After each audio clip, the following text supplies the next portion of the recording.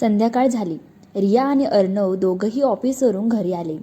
रियाने नेहमीप्रमाणे सगळ्यांसाठी जेवण बनवलं.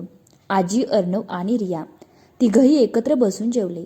आजी रियाशी काहीतरी बोलण्याचा प्रयत्न करत होती. रिया, आज ऑफिस कसं होतं? पण रियाने पूर्णपणे इग्नोर केलं. ती फक्त शांतपणे जेवत राहिली. अर्णव हे सगळं पाहत होता, पण तो काहीही बोलला नाही. जेवण झाल्यावर रिया किचनमध्ये जाऊन सगळं आवरायला लागली आणि अर्णव सरळ बेडरूममध्ये गेला. आज त्याने ठरवलं होतं रियासोबत सगळं स्पष्ट बोलायचं. थोड्या वेळाने रिया रूममध्ये आली. अर्णव उठून तिच्यासमोर उभा राहिला. रिया, तुला काय प्रॉब्लेम आहे ते मला स्पष्ट सांग. रिया काही क्षण शांत राहिली, मग सरळ म्हणाली, मला आपल्या दोघांमध्ये तिसरं कोणीही नकोय. अर्णव पूर्णपणे दचकला. काय? रिया ठामपणे म्हणाली, हो, मला फक्त तू आणि मी, बस. क्षणभर शांतता पसरली. अर्णवचा चेहरा गंभीर झाला. तो हळू पण ठाम आवाजात म्हणाला, रिया, आजीही आपली फॅमिली आहे. फॅमिली म्हणजे फक्त नवरा बायको नसतात, त्यात आपले लोकही असतात. रिया काही बोलली नाही. अर्णव पुढे म्हणाला, हो, मला मान्य आहे तुला प्रायव्हसी हवी आहे, पण याचा अर्थ असा नाही की आपण फक्त दोघेच राहायचं. आणि तुला मी स्पष्ट सांगतो, मला हे मान्य नाही. रियाचा चेहरा हळूहळू बदलत होता. अर्णव पुढे म्हणाला, आजी तिकडे गेली होती कारण तिलाही वाटलं की आपल्याला थोडा वेळ हवा, पण याचा अर्थ असा नाही की आपण कायमच दोघे राहणार. तो काही क्षण थांबला आणि मग थोड्या वेदनेने म्हणाला, मी तुला खूप वेगळी समजत होतं रिया, पण तू तर वेगळीच निघालीस. त्या शब्दांनी रिया पूर्णपणे शांत झाली. तिच्या डोळ्यात हलकीशी वेदना दिसत होती, पण ती काहीच बोलली नाही. त्या रात्री दोघं पुन्हा एकाच रूममध्ये, पण त्यांच्या विचारांमध्ये आता एक मोठी दरी निर्माण झाली होती. त्या शांततेनंतर या काही क्षण तशीच उभी राहिली. अर्णवचे शब्द तिच्या कानात घुमत होते. तिच्या डोळ्यात पाणी आलं, पण यावेळी ती शांत राहिली नाही. ती हळूच बोलू लागली, अर्णव, मी तुझ्या आजीविरोधात नाही. अर्णव तिच्याकडे पाहू लागला. रिया पुढे म्हणाली, मला त्यांचा आदर आहे, त्या खूप चांगल्या आहेत, हे मला पण माहिती आहे. ती थोडी थांबली. तिचा आवाज हलका थरथरत होता, पण मला फक्त आपल्यासाठी थोडा वेळ हवा होता. अर्णव शांतपणे ऐकत होता. आपण लग्न केलं आणि दुसऱ्याच दिवशी सगळं बदललं. आजी गेल्या, मग हनीमून, मग हे सगळं. आपण दोघांनी खरंच एकमेकांसोबत वेळ घालवलाय का? या प्रश्नाने अर्णव थोडा शांत झाला. रिया पुढे म्हणाली, मी असं नाही म्हणत की आपल्याला कायमच एकटं राहायचंय, पण सुरुवातीला तरी फक्त तू आणि मी, थोडं एकमेकांना समजून घ्यायला, थोडं जगायला. तिच्या डोळ्यातून अश्रू वाहू लागले. मी चुकीचं काही मागते का? अर्णव तिच्याकडे पाहत होता. पहिल्यांदाच त्याला तिची बाजू समजायला लागली होती. रिया हळू आवाजात म्हणाली, मला फॅमिली नको असं नाही आहे, पण मला आपलं नातं मजबूत करायचं आहे, कारण शेवटी तू आणि मी हेच कायम असणार आहे ना. रूममध्ये पुन्हा शांतता पसरली, पण यावेळी ती शांतता थोडी वेगळी होती, कारण त्या शांततेत समजून घेण्याची सुरुवात होती. रियाचे शब्द ऐकल्यावर अर्णव काही क्षण शांत उभा राहिला. त्याच्या चेहऱ्यावरचा राग हळूहळू कमी होत होता. तो एक खोल श्वास घेतो आणि हळूच रियाच्या जवळ येतो. रिया, तो शांत आवाजात म्हणाला. रिया त्याच्याकडे पाहते. तिच्या डोळ्यांत अजूनही अश्रू होते. अर्णव हलकसं म्हणाला, रिया, मी जास्तच बोललो, सॉरी. रिया थोडी चकित झाली. अर्णव पुढे म्हणाला, मी कदाचित जास्त रिॲक्ट झालो, पण मला एक गोष्ट सांगायची आहे. तो थोडा थांबला. माझ्यासाठी माझी आजी खूप महत्त्वाची आहे रिया. आई बाबा त्यांच्या कामात बिझी असतात. लहानपणापासून आजीनेच मला सगळं दिलं. त्याचा आवाज थोडा भावूक झाला. ती फक्त माझी आजी नाही, माझं सगळं आहे. रिया शांतपणे ऐकत होती. अर्णव पुढे म्हणाला, म्हणूनच जेव्हा तू असं म्हटलीस ना की मला त्या इथे नकोय, ते मला नाही आवडलं. ते मला माझ्या मनाला खूप लागलं.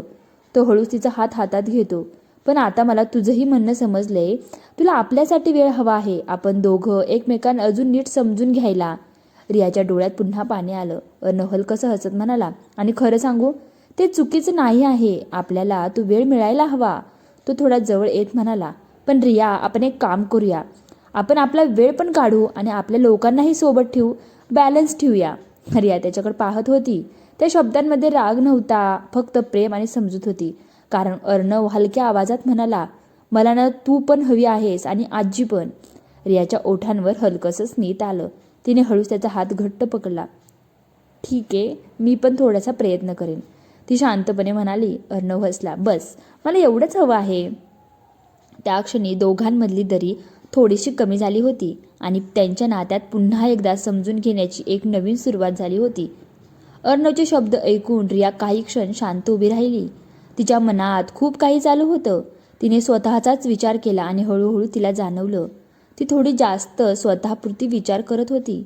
तिच्या डोळ्यात पुन्हा अश्रू आले. ती हळूच अर्णवच्या जवळ आली. अर्णव तो तिच्याकडे पाहतो. रिया थोड्या अपराधीपणाने म्हणाली, सॉरी अर्णव. अर्णव काही बोलणार इतक्यात ती पुढे म्हणाली, मी थोडा जास्त स्वार्थी विचार केला. मी फक्त माझ्याच बाजूने विचार करत होते. तिचा आवाज हलका थरथरत होता. तुझ्यासाठी तुझी आजी किती महत्त्वाची आहे हे मी समजूनच घेतलं नाही.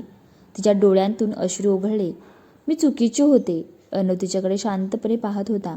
रिया पुढे म्हणाली, मला फक्त आपल्यासाठी वेळ हवा होता, पण त्यासाठी मी तुझ्या माणसांना दूर ठेवायला नको होतं. हे खरंच चुकीचं होतं अर्णव. अर्णव हळूच तिच्या जवळ आला. त्याने तिचे अश्रू पुसले. हे इनफ. तो हलकसं म्हणाला, आपण दोघेही चुकीचं नव्हतं, फक्त आपल्याला एकमेकांना समजून घ्यायला वेळ लागला. रिया हलकसं हसली. तिने अचानक त्याला घट्ट मिठी मारली. थँक्यू, ती हळू आवाजात म्हणाली. अर्णवनेही तिला मिठीत घेतलं. नेहमीसारखं त्या मिठीत राग नव्हता आणि गैरसमजही नव्हता. फक्त एकमेकांना पुन्हा मिळण्याची जाणीव होती. आणि त्या क्षणी दोघांचं नातं आधीपेक्षा अजून मजबूत झालं होतं. आणि त्या रात्रीनंतर घरातलं वातावरण हळूहळू शांत, सुंदर झालं होतं. दुसऱ्या दिवशी सकाळी रिया किचनमध्ये चहा बनवत होती. तेवढ्यात आजी हळूच आत आल्या. काय गं, इतक्या लवकर उठलीस? त्या हसत म्हणाल्या. रिया थोडी गोंधळली, पण लगेच हसली. हो, सवय आहे. आजी तिच्याकडे प्रेमाने पाहत म्हणाल्या. खूप छान करतेस हा सगळं. रिया काही क्षण शांत राहिली. मग हळूच म्हणाली, आजी. आजी तिच्याकडे वळाल्या. रिया त्यांच्या जवळ आली आणि अचानक त्यांच्या पायाला हात लावला. सॉरी, ती हळू आवाजात म्हणाली. आजी थोड्या आश्चर्यचकित झाला. अगं का? रियाच्या डोळ्यात पाणी आलं. मी काल थोडं चुकीचा विचार करत होते. मला तुमच्याबद्दल काहीच प्रॉब्लेम नाही आहे. मी फक्त थोडं माझ्या मनात अडकले होते. आजी हळूच हसल्या आणि रियाच्या डोक्यावर हात ठेवला. अगं वेडे आहेस का? घरात असं होत असतं. नवीन नातं, नवीन सवयी, थोडा वेळ लागतो सगळं जुळायला. आणि रिया त्यांच्याकडे पाहत होती. त्या शब्दांमध्ये राग नव्हता, फक्त माया होती. आजी पुढे म्हणाल्या, आणि तू तर खूप समजूतदार आहेस. अर्णवसाठी योग्य जोडी आहेस. रिया हलकसं हसली. तिने हळूच आजीला मिठी मारली. आजीनेही तिला घट्ट मिठीत घेतलं. आता झालं सगळं. त्या प्रेमाने म्हणाल्या, आता फक्त खुश राहायचं. त्या मिठीत एक नवीन नातं तयार होत होतं. सून आणि सासूचं नाही, तर आई आणि मुलीचं. त्या गोड मिठीनंतर आजी हलकसं हसल्या आणि रियाच्या गालावर प्रेमाने हात ठेवत म्हणाल्या, एक सांगू का? रिया हसत म्हणाली, हो ना आजी, सांगा ना. आजी थोड्या खटाळपणे म्हणाल्या, आता मला लवकर नातू हवा आहे. क्षणभर रिया पूर्णपणे थबकली. तिचे डोळे मोठे झाले. आजी, ती लाजत म्हणाली. तेवढ्यात मागून अर्णवचा आवाज आला. आजी, सकाळी सकाळी काय सुरू आहे? तो हसत हसत आत आला. आजी लगेच म्हणाल्या, अरे काही नाही, फक्त माझी छोटीशी इच्छा सांगत होते. अर्णवने भुवया उंचवल्या. काय इच्छा? आजीने थेट सांगितलं, मला लवकर नातू पाहिजे आहे. अर्णव एकदम हसू लागला आणि रियाकडे पाहू लागला. रिया तर पूर्ण लाजून लाल झाली होती. ती लगेच वळून किचनमध्ये काहीतरी आणायला लागली. अर्णव तिच्या जवळ आला आणि हळूच तिच्या कानात म्हणाला, काय, आजीची इच्छा पूर्ण करायची का? रिया लगेच त्याला हलकासा धक्का देते. अर्णव प्लीज, तो हसत म्हणतो. मी तर सिरियस आहे. रिया त्याच्याकडे बघत म्हणते, पहिल्यांदा मला ऑफिस मॅनेज करू दे. अर्णव हसतो. ठीक आहे, पण प्लॅन चालू ठेवूया.